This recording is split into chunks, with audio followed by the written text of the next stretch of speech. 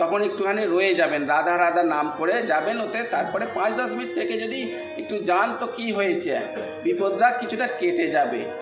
তো গোবিন্দের নাম নিয়ে করলে একটু কম হয়ে যাবে, বিপদ আসবে হয়তো কম হয়ে যাবে। ধরে নিন হাঁটছেন, হাঁটতে হাঁটতে হয়তো নখটাই উঠে গেল, কিন্তু রাধারানীর নামে করতে করতে একটুখানি নখের আঙুলটা একটুখানি ছিলকা হলো, একটু চামড়াটা উঠে গেল। এইটাই ফায়দা ভগবানের নাম নিলে। তো তখন সেই রানীকে বললেন, আমার যেন কীরকম লাগছে, কীরকম কি লাগছে, এটা খাওয়া উচিত না অনুচিত? তখন রানী সাথ দিলেন, না রাজামশাই, আপনি রাজা, আপনি কি না করতে পারেন। তখন মন্ত্রীদেরকে এই সবাদের সব কিছুই বললেন, বলল ঠিক আছে। তো উনি খেলেন, খেয়ে এত সুস্বাদু হাঁসের মাংস, যে জিনিসটা পায়নি তার একটু প্রলোভন আরও বেশি পাওয়া যায়। তো গ্রহণ করার পরে তার পরের দিনই আজ্ঞা দিলেন, ওই যে হাসিনী যে রয়েছে না, মেয়ে হাঁসটা রয়েছে, তাকে কেটে নিয়ে রন্ধন করে আমাকে নিয়ে এসো, কালকে যেমন রন্ধন করেছো সেরকম করে নিয়ে এসো।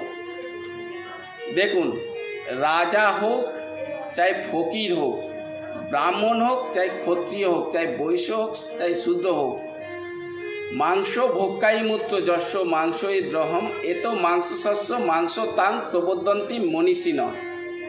মনুস্মৃতি গ্রন্থেতে মনু মহারাজ উনি তার পুত্র সন্তানদেরকে এবং জগৎকে বলছেন, এ জন্মে যারা মাংস কেটে খাচ্ছে পরবর্তী জন্মে ওরাও পরবর্তী হয়ে মানুষ হবে, আর আমরা পশুজনই হয়ে যাব।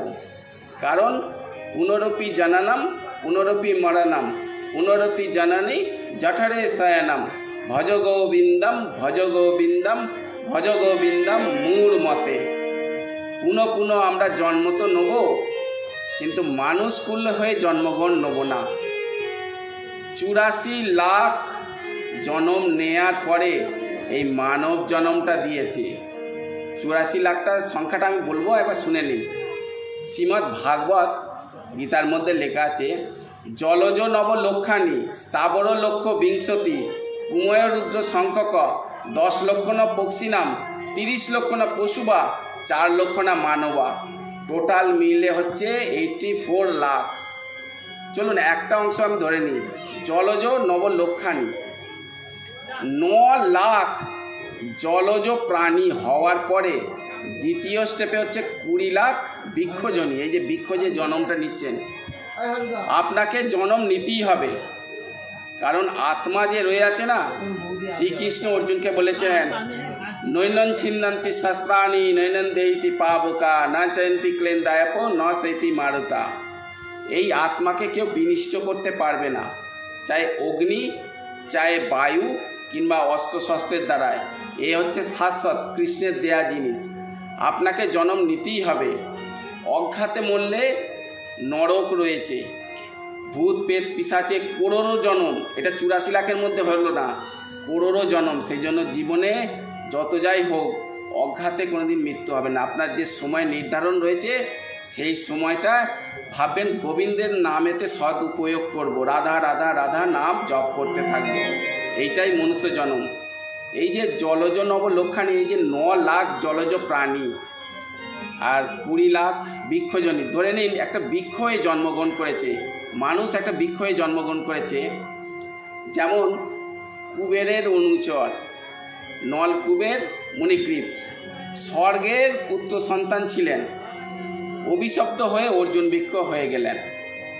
দেখুন, তাহলে বৃক্ষ হয়ে রোদ তাপ জল বৃষ্টি একই জায়গায় রয়েছে, তাকে কাটছে আবার আবার বৃক্ষজনী হয়ে যাচ্ছে, কত কষ্ট। একটা হরিণ জন্মগ্রহণ করছে বড় হচ্ছে, প্রতিদিন ঘুমোচ্ছে যে যদি বাঘ পেছন থেকে এসে খেয়ে নেয়, ভয় ভয়, তাই না? কিন্তু মানুষরা তো একটু স্বাচ্ছন্দ্যে ঘরের মধ্যে রয়ে আছে শান্তিতে। তাহলে মানুষের জন্মটা দিয়ে ভগবানের নাম করার জন্য দিয়েছে, আর আমরা কি করছি? সংসারের কর্মধর্ম করছি, সব কিছুর টাইম আছে, ভগবানের বেলায় টাইম নেই।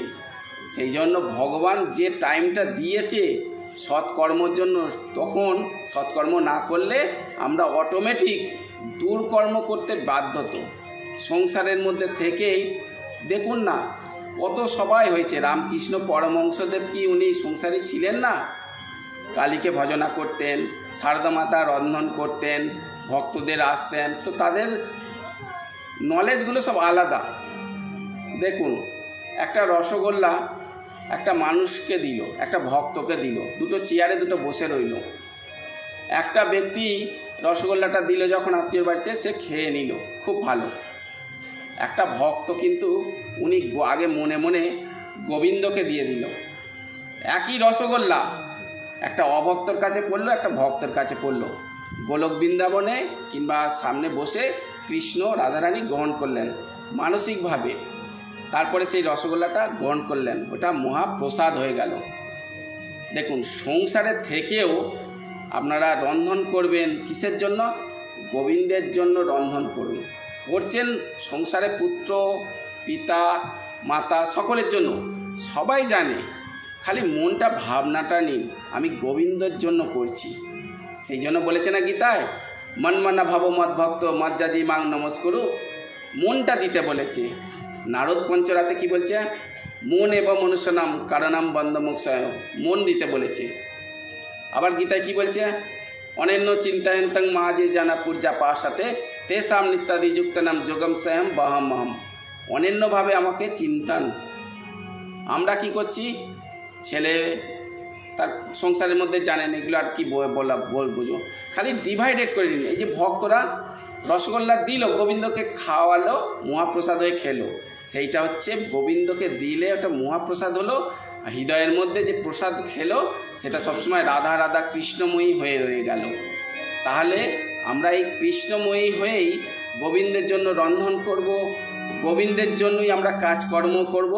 সেই জন্য ভাগবত গীতায় বলেছে না, কর্মনা বাতিকার আসতে মা ফলেসু কদাচনা, কর্ম করুন, মনটা সেই মন। তাহলে রন্ধন করা থেকে, ওঠা থেকে, শোয়া থেকে, কাজকর্ম করা থেকে গোবিন্দের নিমিত্তে করুন। আমি কিসের জন্য ঝাঁট দিচ্ছি? গোবিন্দ আমার গৃহেতে পূজা অর্চনা হবে, নিবাস করবে, তাকে আরতি করব, ব্যাস। খালি মনটা ডিভাইডেড করে দিলি, ওইটাই কর্ম না বাদিকার আসতে, ওইটাই কর্মটা সকর্ম হবে, ঠিক আছে? সেই জন্য সকর্ম নিজনাংশেও পরধর্ম ভয়াবহ, নিজের কর্মটা ভগবানের নিমিত্তে করুন। এইদিকে এবার আসছি ফিরে, তাহলে ভগবানের নিমিত্তে করবেন সংসারের মধ্যে, ঠিক আছে? কিন্তু ধৃতরাষ্ট্র কী করলেন দেখুন, আমাদের সেই রাজন সেই তারপরে তার যে হাসিনি ছিল তার মাংসটা কেটে খেলেন। এবার ধীরে ধীরে আরও যে 4টে সন্তান ছিল, ওনাদের আবার বাচ্চা সন্তান হলেন, হতে হতে 100 জনকে টোটাল খেয়েছিলেন।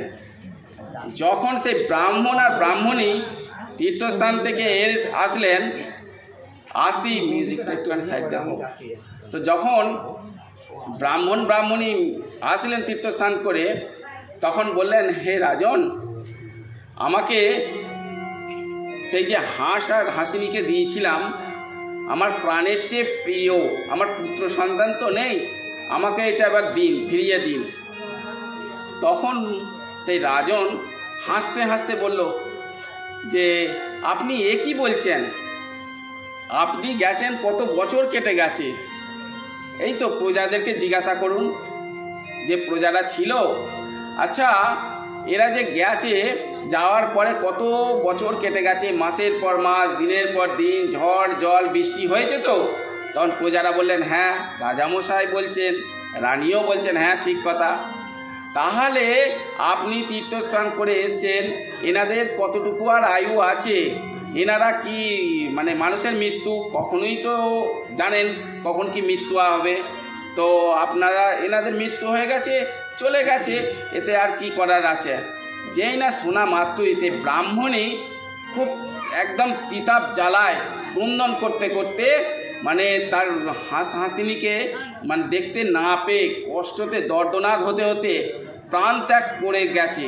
তখন সেই ব্রাহ্মণ কি করলেন, অন্তর্যামী, তার যে তীর্থস্থান করলে যে পুণ্যি হয়, এবং সে যে ত্রিসন্ধ্যার নাম জপ করে থাকেন, ভগবানের পথে চলেন, তার প্রভাবের ফলে উনি অন্তরের মধ্যে জানতে পারলেন, এবং দৈববাণী হলো যে রাজন আর রানী এরা মিথ্যে কথা বলছে, প্রজারাও মিথ্যে কথা বলছে। হে ব্রাহ্মণী, তোমাকে মিথ্যে কথা বলছে, এরা হচ্ছে তোমাদের হাঁসগুলো কেটে খেয়ে নিয়েছে। তখন তো আমাদের ব্রাহ্মণ বললেন, হে দুষ্ট রাজন, এই যে আপনি আমাকে মিথ্যে কথা প্রলোভন দিলেন, আমার প্রাণের চেয়ে প্রিয় এই হাঁস আর হাসিনীকে আপনি যে কেটে খেলেন, অন্ধের মতো বিচার করছেন, তাই আপনাকে অন্ধ হয়েই জন্মগ্রহণ করবেন। আর আপনার সাথে যে দেবেন সেই অন্ধের মতোই আর কি, ওই পট্টি পড়েছিল যে অন্ধের মতোই আপনার সাথ দিয়েছিল, যেমন সেরকমভাবেই আপনাকে সেই রূপেতেই জন্মগ্রহণ করবে। আর আমার যে যত কিছু সন্তান যে হয়েছে, 100 জনকে টোটাল যে মেরে আপনি খেয়েছেন, খুব ভালো করছেন। এই 100টা পুত্র সন্তানদেরকে যে কষ্টটা আমার স্ত্রী পেয়েছে এবং আমিও যে পাচ্ছি, আপনিও সেই পাপের ফল ভোগ করবেন। এ কথা কখনো ধ্রুব মিথ্যে হবে না, হবে না, হবে না। এই আমি আপনাকে অভিশাপ প্রদান করলাম।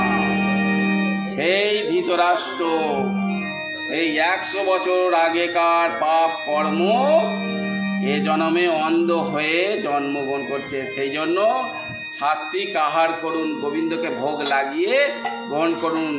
পাপ নিজের বাবাকেও ছাড়ে না। দেখেছেন ধৃতরাষ্ট্রর কি মানে কথাটা শুনে? সেই জন্য কোনো জিনিস সাত্বিক ভগবানকে লাগিয়ে সাত্বিক আহার করুন আর ভগবানের নাম নিয়ে চলুন। কীভাবে নাম নেবেন? আপনারা সংকীর্তনের মাধ্যমে আপনারা হাতে তালি দিয়ে উলুধ্বনি দিয়ে কীর্তনের সাথে সাথে নাম করুন। সর্বদাই কীর্তন করবেন, নাম করবেন, 3 বেলা নামের সংকীর্তন করবেন। যেমন হাততালি দিলে পাপ নষ্ট হয়ে যায়, আপনার তাহলে পুণ্য হয়ে যাবে গোবিন্দের নাম সংকীর্তনে। শুনুন, রাধে রাধে, রাধে রাধে, রাধে রাধে।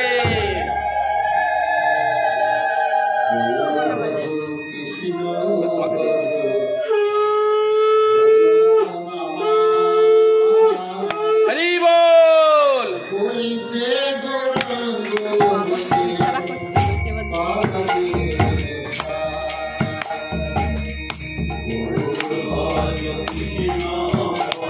এবার আমার দিদিকে দিচ্ছি, এবার উনি আরো লীলা বলবে, ঠিক আছে? রাধা রানী কি জয়, রাধে রাধে।